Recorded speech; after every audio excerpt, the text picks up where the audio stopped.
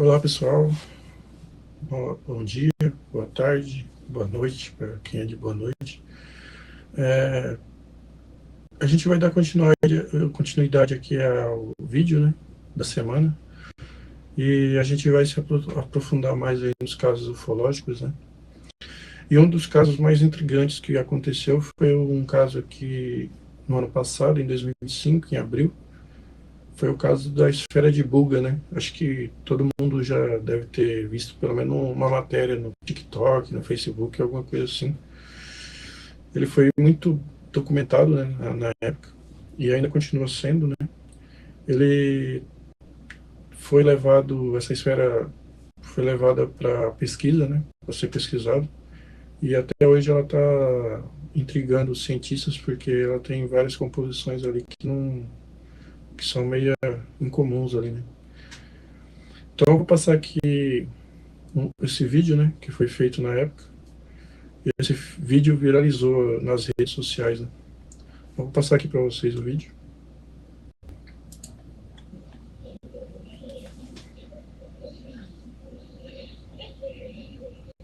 Y un globo no es. Eso se ve como algo extraño. Sí.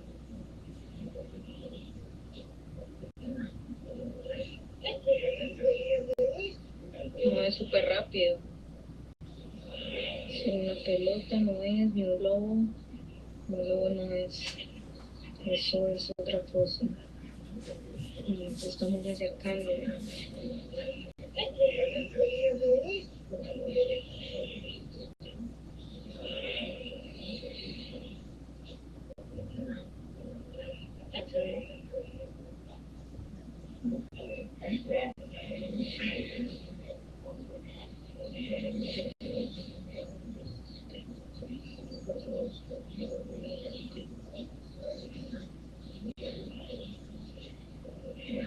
Mira cómo alumbra de varios colores. Eso es como metálico, ¿cierto?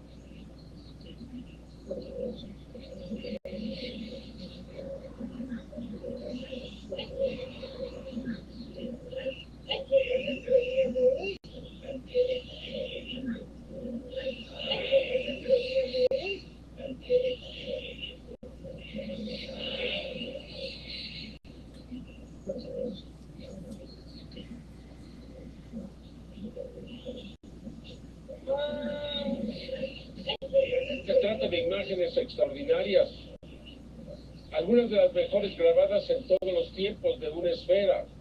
Esta se mueve evidentemente con movimientos inteligentes.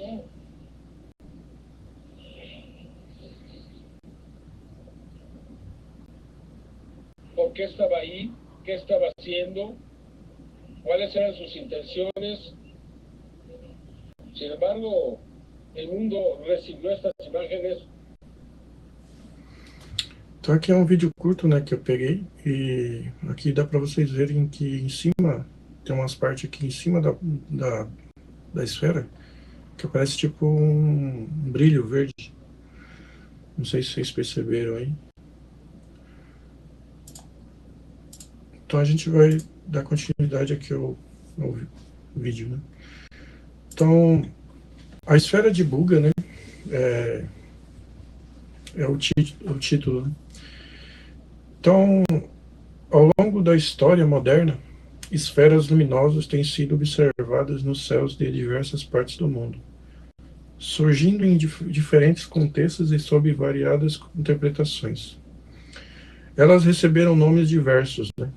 Foo Fighters, orbes, esferas de fogo, sondas ufológicas. Mas todas compartilham uma característica essencial: movimentam-se de forma autônoma, silenciosa e aparentemente inteligente, muitas vezes sem explicação plausível à luz da ciência convencional. Então, durante a história, vocês vão perceber que essas esferas aí, elas estavam envolvidas em várias coisas, né, durante o período da humanidade. E elas se movem como se estivessem sendo controladas por alguma coisa. Então, as aparições, né, documentadas as primeiras aparições documentadas, Foo Fighters. Então, durante a Segunda Guerra, pilotos da Força Aérea dos Estados Unidos e da Grã-Bretanha começaram a relatar a presença de estranhas luzes esféricas, que os acompanhavam durante voos noturnos sobre a Europa e o Pacífico. Chamadas informalmente de Foo Fighters, essas esferas pareciam brincar com os aviões, aproximando-se e depois desaparecendo abruptamente. Não apresentavam um comportamento agressivo, mas desafiavam toda a explicação técnica da época. Investigações posteriores não conseguiram comprovar qualquer origem terrestre para o fenômeno. Então, durante a guerra, né, a Segunda Guerra Mundial que houve na Alemanha, vários dos aviões da Alemanha, dos Estados Unidos, da Europa, ali, tiveram avistamentos periódicos, né, dessas esferas luminosas. E geralmente essas esferas elas atravessavam a fuselagem do avião como se fossem fantasmas assim mesmo.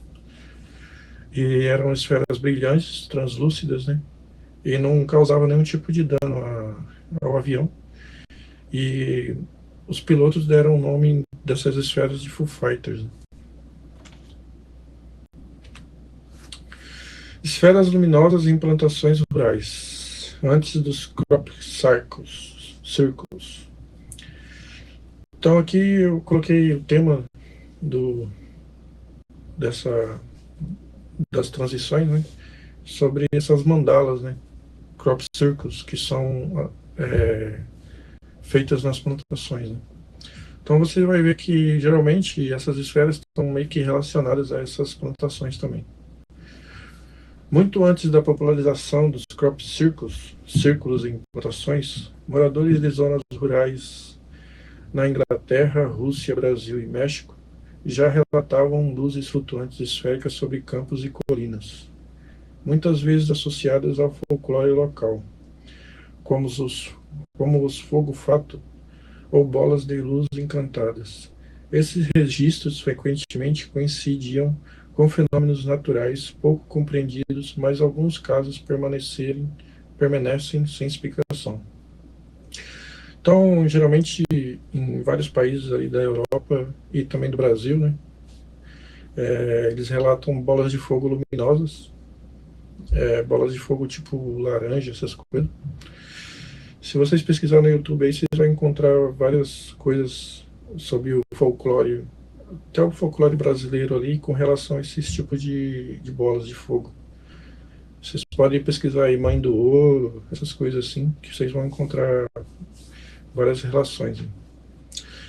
Então, com o surgimento dos primeiros crop circles, né, modernos, vários relatos descreveram a presença de pequenas esferas luminosas sobrevoando os campos pouco antes das formações aparecerem, em 1996. Uma das poucas gravações confiáveis foi feita em Oliver's Castle, Wiltshire, Inglaterra. O vídeo mostra duas esferas de luz voando sobre um campo e instantes depois surgem marcas geométricas no solo. O vídeo é até hoje tema de intenso debate, mas nenhuma explicação conclusiva foi apresentada. Então eu vou mostrar para vocês aqui o vídeo, né, que foi gravado na época. Foi, acho que antes da década de 90. Então é um vídeo bem antigo já.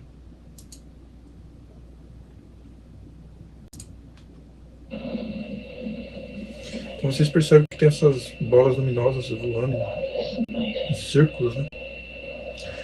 E do nada essa plantação aí surge, esses desenhos, né, essas mandalas aí. Que é um vídeo, trecho do vídeo, né? Então, sondas ufológicas, a hipótese de observadores não humanos. No meio ufológico, muitos pesquisadores defendem que essas esferas seriam sondas enviadas por inteligência não humanas, com o objetivo de observar, mapear ou interagir com o ambiente terrestre. Diferente de naves tradicionais, essas sondas seriam pequenas, silenciosas e autônomas, quase sempre não detectadas por radares. Embora essa hipótese continue sendo especulativa, Eu gosto dela, porque é sustentada pela frequência e consistência com que o fenômeno aparece em locais isolados, especialmente em regiões de alta atividade geológica, nuclear ou energética. Então, geralmente essas bolas, elas aparecem em regiões de alta atividade geológica, tipo terremoto. Antes de ter um terremoto, essas bolas aparecem. Ou quando tem uma atividade geológica, tipo assim, como se pode dizer, minerais ali, tipo cristais, essas coisas que tem embaixo da terra, eles também aparecem. Aparece também em lugares com alta radiação nuclear, usinas nucleares, né? Bombas nucleares, quando teve bastante atividade nuclear ali nos Estados Unidos, né? Durante a Segunda Guerra, para testar a bomba que ia atacar no Japão, em Hiroshima e Nagasaki. Então, antes de ter, quando tinha os bombardeios das bombas, aí essas esferas apareciam também. Ou em casos de lugares energéticos ali de religião, essas coisas aparecem também. Tipo aquelas formações do Stonehenge, né, da Inglaterra. Então ali é um lugar sagrado, aí essas esferas também aparecem ali. Então, raridade de registros visuais confiáveis. Apesar da vasta quantidade de relatos em todo o mundo, é extremamente raro capturar esferas luminosas em vídeo de alta qualidade. A maior parte dos registros consiste em fotos borradas, descrições orais ou vídeos de baixa resolução. Isso torna casos como o de Bulga, que trato logo em seguida, ou mesmo os vídeos históricos como o de Oliver's Castle, exceções preciosas que ajudam a manter o fenômeno sob investigação por cientistas, ufólogos e céticos. A esfera de Bulga como rara exceção. As esferas luminosas continuam a ser um dos maiores mistérios dos céus modernos, atravessando décadas, fronteiras e culturas. Elas permanecem como testemunhos de que ainda existem fenômenos ao nosso redor que desafiam explicações simples. A raridade de registros visuais confiáveis torna cada caso documentado, como o de Bulga, uma oportunidade valiosa para aproximar a ciência do desconhecido. O caso da esfera de Bulga, da Colômbia, em 2025, se destaca porque foi registrada em vídeo de forma clara, tanto durante sua movimentação aérea quanto após sua aterrissagem. Diferente da maioria dos relatos históricos, baseados em testemunhos ou imagens pouco confiáveis, o episódio de Bulga apresenta uma sequência documentada de moradores avistaram um objeto no céu, registraram em vídeo e recolheram a esfera metálica após sua queda. O objeto, com cerca de 50 centímetros de diâmetro e símbolos geométricos gravados, ainda está sendo investigado, e muitos consideram que poderia representar uma manifestação física concreta de um fenômeno até então considerado intangível. Então aqui vamos partir para a linha do tempo, das esferas luminosas pelo mundo. Então, durante a Segunda Guerra Mundial, pilotos aliados relatam a presença de luzes brilhantes redondas que os acompanham em voos noturnos, chamados Foo Fighters. Esferas alaranjadas ou prateadas, movendo-se com extrema velocidade sem causar dano. Então, essas esferas moviam-se sem causar dano nenhum às aeronaves ali durante o voo. Registros oficiais da Força Aérea dos Estados Unidos e RAF e arquivos desclassificados. Então, foi feito um levantamento sobre esse caso e o fenômeno não tem explicação até hoje. 1966, Colares, Pará, Brasil. Operação Prato, Força Aérea Brasileira. Fenômeno. Moradores relatam luzes voadores que atacavam pessoas com feixes de luz. Esferas luminosas pequenas, rápidas, que se aproximavam das vítimas. Investigação oficial. A Força Aérea conduziu investigação sigilosa de 1977 a 1978. Então, os documentos e fotos oficiais desclassificados na década de 1990. Então, isso aqui também é um caso curioso, né, que aconteceu ali no Pará. É um dos casos mais documentados sobre ufologia. E é um caso de ataque a moradores ali da região de Colares. Pessoal, de noite, né, eles recebiam tipo um feixe que atravessava o teto das casas, né. Esse feixe pegava geralmente no ombro das pessoas e sugavam um líquido, né, que eles falavam que era aquele líquido vermelho, né, que todo mundo tem, vocês sabem qual que é. E quando sugava, eles falavam que quando começava a sugar, eles perdiam a energia do corpo, parecia que eles estavam meio adormecidos, assim, meio sonolentos, alguma coisa desse tipo. Perdia a energia total do corpo, assim, e ficavam imóveis. E essas esferas, né, luminosas perseguiam as pessoas lá na região. E é só procurar na internet que vocês vão encontrar várias explicações ali sobre o que aconteceu nessa época. Então, teve uma forte investigação da Força Aérea Brasileira ali na região, e demorou mais ou menos um ano, né, essa investigação, onde eles recolheram imagens, vídeos e tudo mais sobre o caso. Então, os documentos foram revelados em 1990, na década de 90, e eu vou trazer mais para frente esse caso aí, que é bem interessante, a história é bem legal mesmo. 1980, né, Rendlesham Forest, Inglaterra, base militar da RAF Woodbridge. Então, militares da base observaram luzes em movimento dentro da floresta, incluindo uma esfera metálica flutuante. Então, a descrição é a esfera com luz branca, azul, pairando a poucos metros do solo. Então, testemunhas ali foram oficiais, né, da Força Aérea dos Estados Unidos, e um dos casos ufológicos mais documentados no Reino Unido. Então, esse caso de Rendlesham, ele também é bem documentado. É um caso tipo Roswell do Reino Unido, né?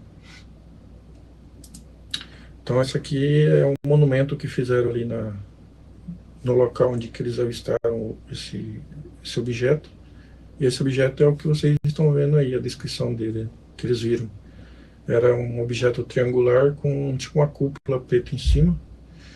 E esse objeto ele ficava pairando um pouco acima do solo. Dá para vocês verem que tem tipo um espacinho ali, que é uma representação de que ele ficava ali pairando, né, acima do solo ali. E tinha essas gravuras também em torno, né, da espaçonave.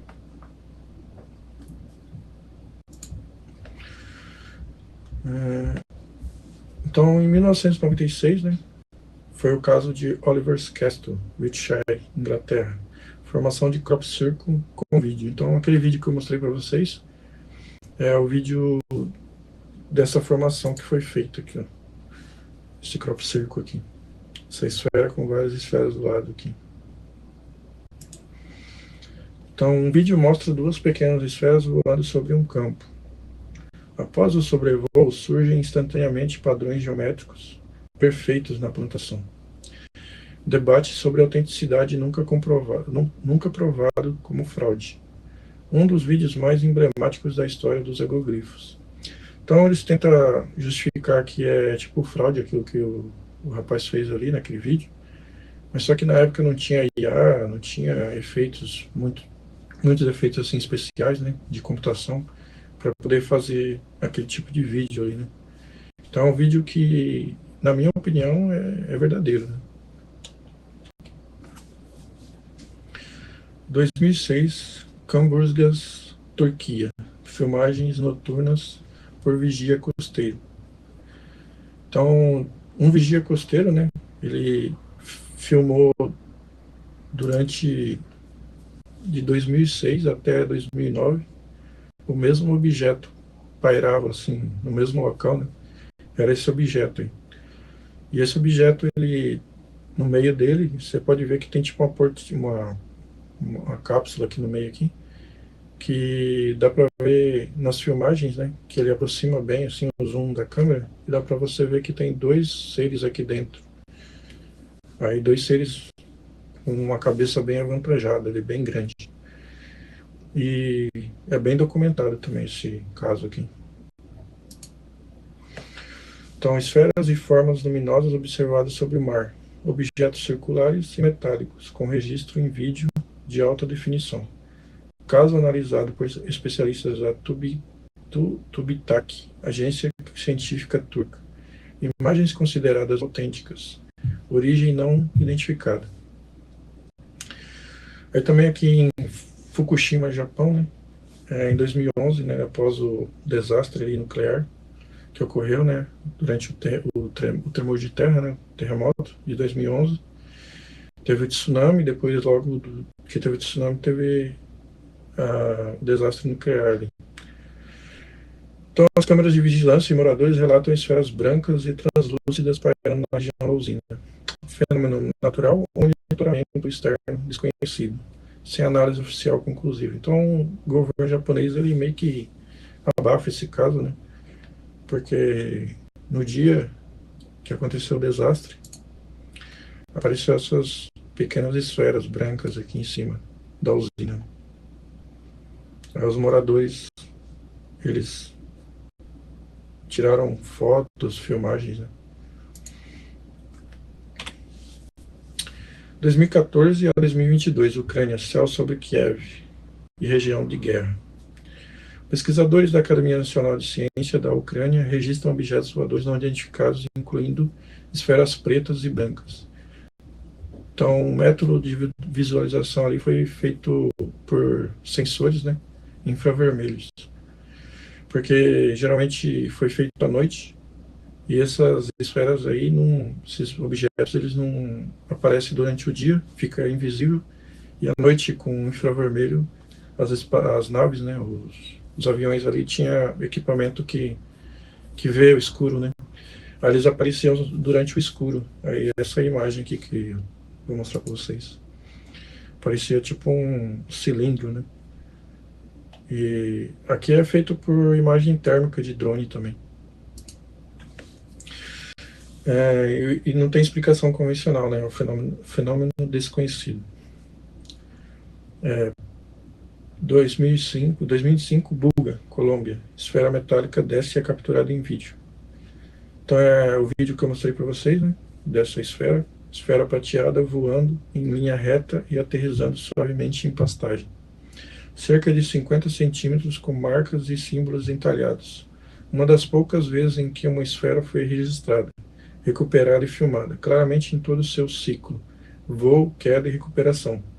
Objetos sob análise de ufólogos e pesquisadores, aguardam-se análises técnicas mais profundas. O caso da esfera de Buga, né? Então, aqui vamos adentrar a história, né? A cidade de Guadalajara de Buga, conhecida popularmente apenas como Buga, está localizada no sudeste da Colômbia, no departamento de Vale del Cauca. Fundada no século XVI, Buga é uma das cidades mais antigas do país e é especialmente conhecida por seu valor religioso histórico, sendo um dos principais centros de peregrinação da América Latina devido à Basílica do Senhor dos Milagres. Com cerca de 120 mil habitantes, a cidade combina áreas urbanas e zonas rurais, cercada por paisagens montanhosas e atividades agrícolas. Foi nesse cenário tranquilo que surgiu o intrigante caso da esfera metálica, um acontecimento que rapidamente projetou o nome de Buga no cenário internacional. Então essa é a esfera, né, de Buga. Então, aparição e queda. Um vídeo gravado no dia 24 de abril de 2025 por moradores de Buga registra uma estranha esfera metálica descendo do céu e aterrissando em um pasto no local, na localidade de Alto Bonito, zona rural do município. Imagens demonstram o objeto como uma esfera prateada de 50 centímetros de diâmetro, com símbolos desconhecidos gravados em sua superfície. Após o pouso, habitantes locais se aproximaram e recolheram a esfera para observação. Fenômenos observados após recuperação. Nos dias seguintes ao ocorrido, relataram-se propriedades incomuns no artefato. O peso da esfera variou de forma inexplicável, inicialmente estimado em cerca de 11 a 12 quilos, mais ou menos. Aumentou e depois caiu para cerca de 9 quilos em 3 dias. Além disso, o primeiro homem que tocou no objeto e que, segundo ele, o objeto passava em torno de 2 quilos, adoeceu sem causa aparente, conforme relatos locais reproduzidos na imprensa colombiana. Esses fatos aumentaram o mistério em torno da origem e composição do objeto. Então, na queda do objeto, ali, que o senhor ali pegou a esfera, ela pesava só 2 quilos. Aí, durante o tempo, ela foi crescendo, sei lá, criando massa ali e chegou a pesar de 11 a 12. Aí, depois de um tempo, ela caiu de novo e foi para 9. E durante a queda, o senhor que pegou a esfera sentiu doença, né? Ele adoeceu sem explicação, e todos que estavam perto dessa esfera começaram a adoecer também. Então teve tipo um efeito colateral ali. Eles não têm explicação para o motivo, né, do tipo de doença que eles pegaram ali.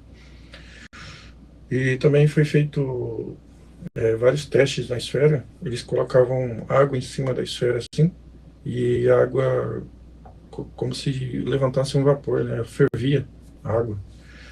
Então é como se o material dela ficasse quente, mas na hora que eles colocavam a mão, a esfera era fria.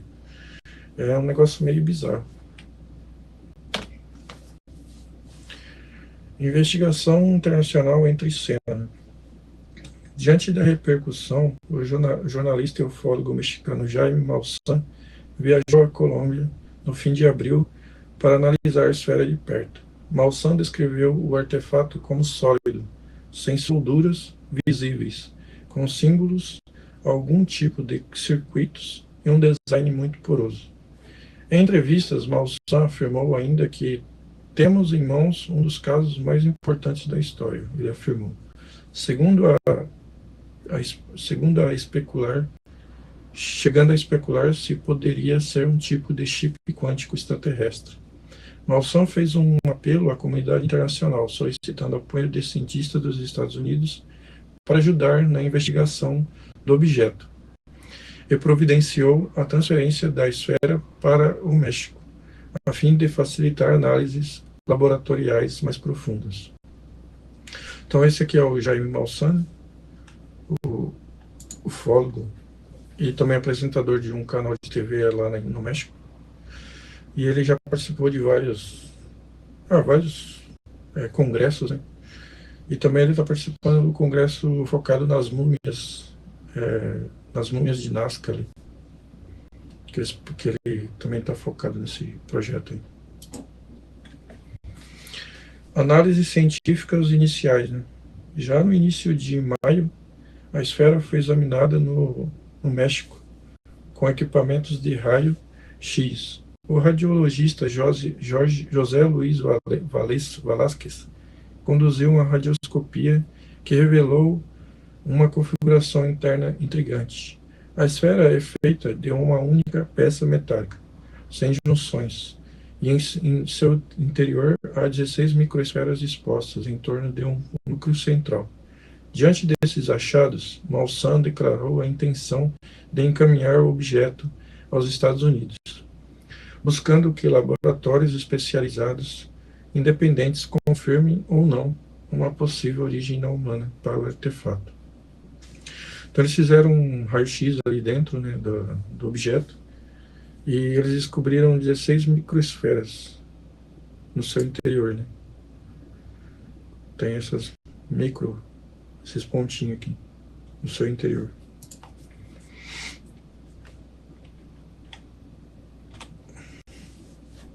As características mais enigmáticas da esfera de Buga. A presença de 3 camadas visuais distintas, que parecem pertencer a universos simbólicos muito diferentes e que, ao invés de se integrarem de forma orgânica, geram uma sensação de justaposição ou montagem simbólica forçada. Aqui está um detalhamento técnico e interpretativo das 3 camadas visuais da esfera. Então, dá para vocês verem que tem 3 tipos, né, de camadas. Camada 1 externa. Os 5 arcos com meia-luas, simbolismo esotérico. Descrição visual. 5 seções curvas com textura rugosa que formam um tipo de moldura pentagonal em torno do restante da esfera. Cada segmento contém um símbolo circular no centro, que lembra uma meia-lua ou circuito cheio em cavidade curva. Em uma cavidade curva. Referências simbólicas. Esses símbolos podem remeter a fases lunares ou ciclos cósmicos, comuns na astrologia e tradições esotéricas. Representações alquímicas. A lua como princípio feminino, matéria receptiva. Selos herméticos ou de proteção, usados para delimitar um espaço ritual. Leitura funcional. Essa camada parece criar um limite místico ou protetor, como se delimitasse um espaço sagrado dentro da esfera. Então tem esse pentagrama assim, né, feito por essas meia-luas em volta, e aí eles falam que tem uma correlação com as fases lunares, né, com astrologia, essas coisas assim, tipo esoterismo, né, misticismo. Camada 2, né, intermediária. Os grafemas ou ideogramas de linguagem codificada. Descrição visual. Uma sequência de 24 símbolos ao redor do chip central, que se repetem com variações estilizadas. Esses símbolos, né, estilizados esses símbolos, têm traços que lembram alfabetos não latinos, como o sânscrito, proto-cuneiforme, glifos maias ou até ficções como o alfabeto de Enoch. Alguns símbolos têm características quase matemáticas ou eletrônicas, como trios paralelos, espirais e formas geométricas básicas. Hipóteses de função. Texto ou codificação visual, talvez com função informativa ou ritual. Elementos decorativos com padrão pseudo-linguístico, algo comum em design de artefatos ficcionais ou rituais contemporâneos.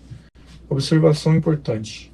Não há repetição suficiente para indicar um alfabeto funcional curto. Isso pode apontar mais para uma mensagem única ou sequência simbólica do que para um sistema linguístico completo.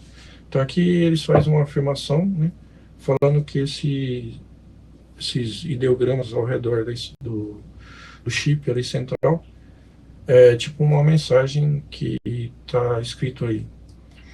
Aí eles estão tentando decifrar que tipo de mensagem também está escrito ali nesse ideograma aí. Camada 3. Circuito e chip. Tecnologia conhecida. Descrição visual. No centro, um quadrado com múltiplas camadas internas, linhas e um ponto escuro no meio. Ao redor, linhas semelhantes a trilhas de um circuito impresso, conectando 16 pontos com o que parecem ser terminais de cobre ou bronze. A imagem lembra fortemente um microchip, processador ou antena planar. Poderia representar uma antena de recepção ou transmissão, um símbolo de comando ou codificação binária, uma tentativa de imitar tecnologia moderna, talvez de forma ritual ou simbólica. Esta camada é tecnológica em essência e se destaca pela clareza visual e simetria, em contraste com o estilo livre e curvo das grafemas. Então, ele remete a, como se diz, um chip ali, um chip impresso, e é ligado por essas 16 esferinhas ao redor dela, como se fosse uma placa de circuito mesmo ali. E essas bolinhas, elas estão interligadas por dentro por algum tipo de fio, alguma coisa assim, um aparato ali. E eles estão tentando identificar o porquê desse tipo de visualização, assim. Está tentando descobrir. Então tem 3 linguagens e 3 mundos. Então, camada, né? Estilo dominante, função possível e universo simbólico. Então, externa, né? As meia-luz, né? Que remete ao esotérico, ritual, proteção, contenção, ciclo cósmico, astrológico e místico. Intermediária, linguístico, simbólico, mensagem, codificação, invocação, ocultista, alienígena, protoescrita. Central do chip, técnico, científico, cérebro, comando, comunicação, tecnológico, contemporâneo. Então são esses três tipos, né? O tipo místico, o tipo simbólico e o tipo científico. Essa sobreposição não é harmoniosa, nem estética, no sentido tradicional. Parece intencionalmente contrastante, como se alguém quisesse unir mundos opostos, o esotérico, o simbólico e o tecnológico. Isso desafia qualquer categorização simples. Não é só um amuleto, nem só um dispositivo, nem só uma peça artística. Se a esfera for confirmada como genuinamente anômala, estaremos diante de um divisor de águas. Se, ao contrário, for demonstrada sua origem, terrestre ou artística, ainda assim terá cumprido um papel relevante, o de reacender o debate sobre o desconhecido e sobre a responsabilidade com que devemos tratar. E aqui eu deixo meu muito obrigado e até a próxima. Deixe seu like. Muito obrigado. E o próximo vídeo que eu vou fazer é sobre o caso Varginha, né, que eu já estou produzindo ali. E é sobre os 30 anos do caso Varginha. E vou fazer um resumo ali de toda a história, né, que aconteceu. E é um caso, na minha opinião, um dos casos mais interessantes assim, da ufologia brasileira, né? Para mim é um caso assim, mais importante do que o caso Roswell, né, dos Estados Unidos. Porque ali tem várias riquezas de detalhes aí, né? E não tem como você falar que não aconteceu nada ali, porque os fatos ali é forte. E tá circulando uns boatos aí que estão querendo reabrir o caso Varginha, né? E então eu deixo vocês aí para o próximo vídeo. Obrigado e até a próxima. Fui.